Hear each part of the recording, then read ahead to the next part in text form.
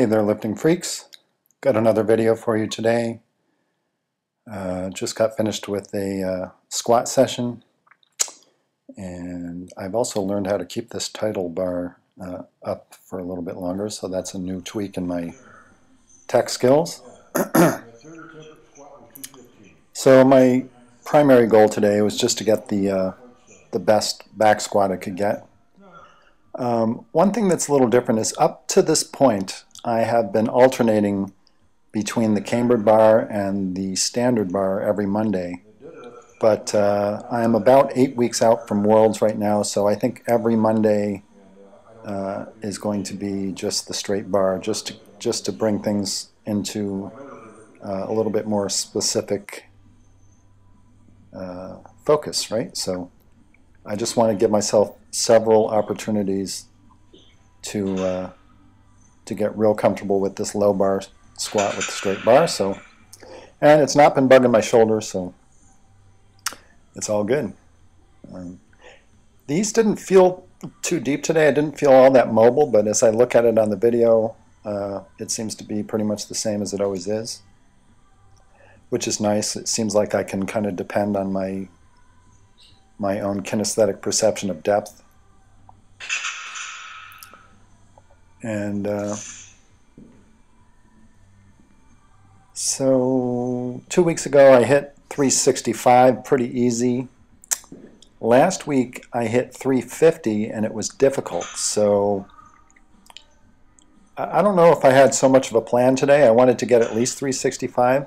I ended up with 370, and you'll see that in a little bit. And it wasn't horrible. When I look at the video, it sure looks like I've got probably 10 pounds to spare there. So I was my own camera person, as you can tell, as is usually the case. So I followed these squats up with some heavy back extensions, some heavy leg extensions, and some fairly easy hip thrusts.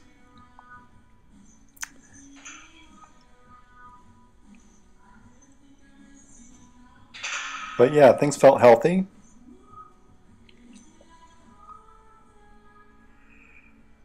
And as always, I'm kind of watching these for the first time myself.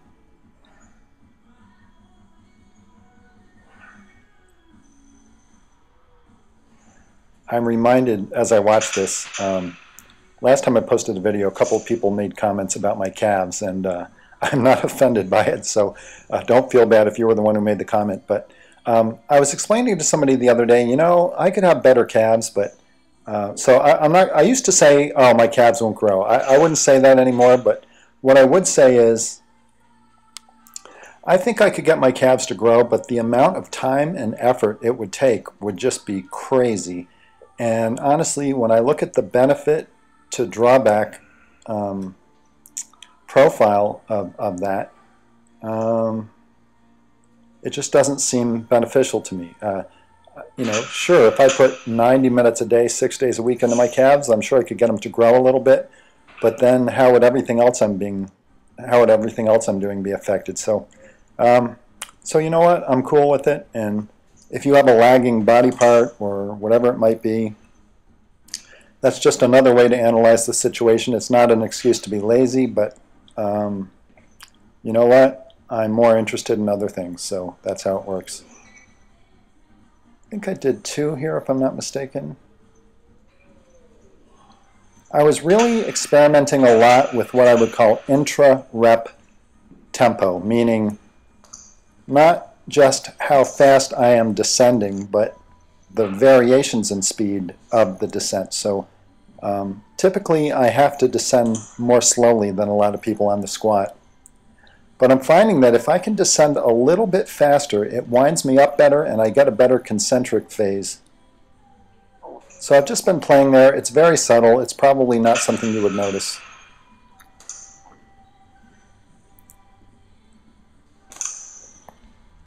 So as always, once I get to 315, then the decision is, do I take an interim or go straight to something big? And I just feel like I need to just grind and do some more work, so I did take an interim. I went to 340 after this. I look at this video, and it looked pretty quick. You know, that looked pretty quick. Didn't feel all that fast, but if you look at the video, it's not too bad. So I went to 340, and that felt heavy, but I knew I had some more in me. And you know, a lot of this is about personal challenge. So I will just say this. You know, if you're a 600-pound squatter watching this, you're probably not very inspired by what I'm doing, and that's cool. It's more likely that I'm inspired by what you're doing. But if you're not such a good squatter and you are inspired by what I'm doing, then what I would say is that, you know, this stuff is intimidating for me. Not that particular one, but this 370 coming up, you know, if I'm being honest, you know, it's intimidating for me. And it's not like I'm going to get hurt. I have safety rails in the rack. But, you know, missing this would be a pretty big disappointment, and I want this a lot, and I don't want to miss it, and I don't want to have a letdown, and, you know, you can get hurt, and, geez, one time I passed out with 390 right in this rack, so I'm going to just watch this here and get my first look at this. Yeah, I guess that depth was pretty good. And, you know, it was hard, but, you know, had 5 or 10 pounds to spare there at least. So I'll take that for today. But you know, these big weights are intimidating, and that's one reason why I lift, and maybe it's one reason why you should lift.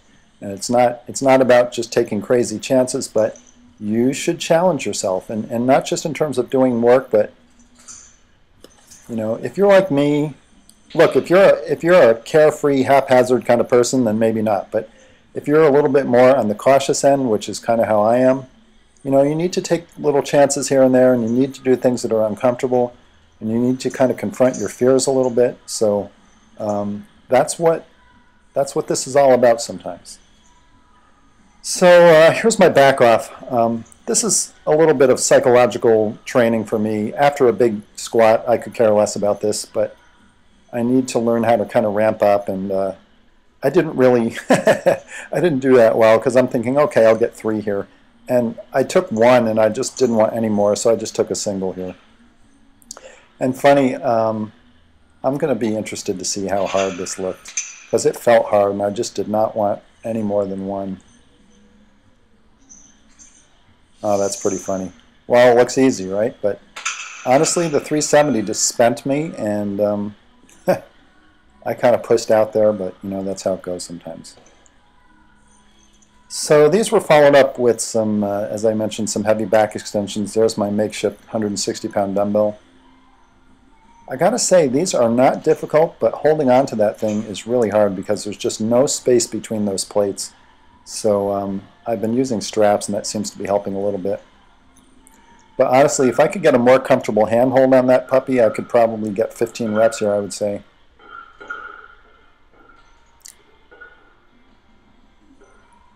And as I'm doing these, I'm also being aware of the fact that I have some very heavy pulling I have to do Thursday. I'm scheduled to do 4 singles with 450, which is something I've never done before. I've done 450, of course, but not 4 singles.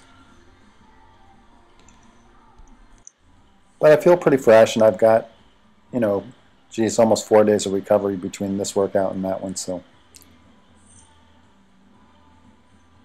It occurs to me I never mentioned how much weight is on there. I don't know that it really is pertinent, but that's 165 pounds. I don't know what the actual torque is, but doing leg extensions, given my quad development, just seems like a prudent thing to do, or at least maybe not leg extensions necessarily, but some sort of targeted quad work definitely seems like a smart thing to do, so I do my best to do that. And, you know, recently you saw me playing around with front squats, and I play around with lunges once in a while, but anything that is super quad intensive in terms of a closed chain movement is just tough for me because of the knee surgery I've had. My knee flexion is limited, and, you know, between that and my levers, it just is tough for me to develop quads. So, and I wouldn't necessarily recommend leg extensions for a typical person. It would be kind of like a last resort exercise. I would probably look towards something like lunges or Bulgarian split squats or something like that, or maybe front squats. But those things just are very, very difficult for me, so here I am on the leg extension.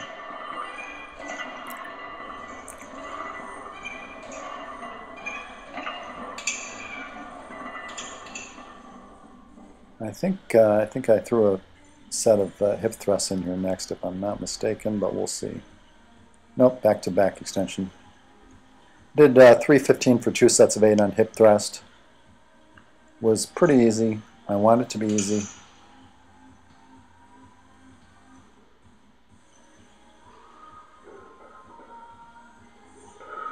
Yeah, that thing is just a bear to hold on to. I basically have one hand right on top of the other hand. But in terms of actually moving it, it's actually fairly easy.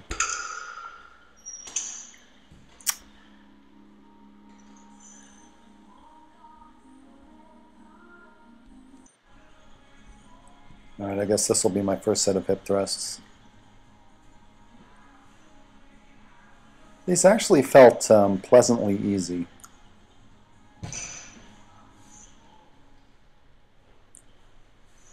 I'll be interested to see these.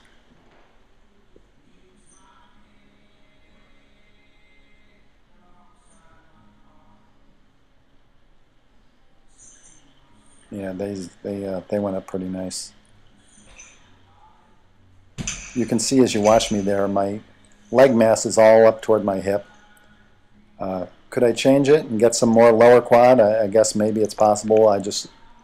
I'm not convinced that the amount of work it would take would be worth the effort. So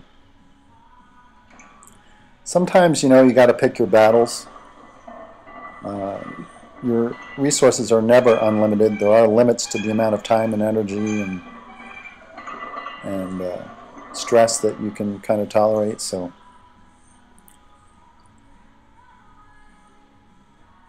a lot of times when you don't do something, it's not that that something has no value at all. It's just that other things have more value, so you make a choice.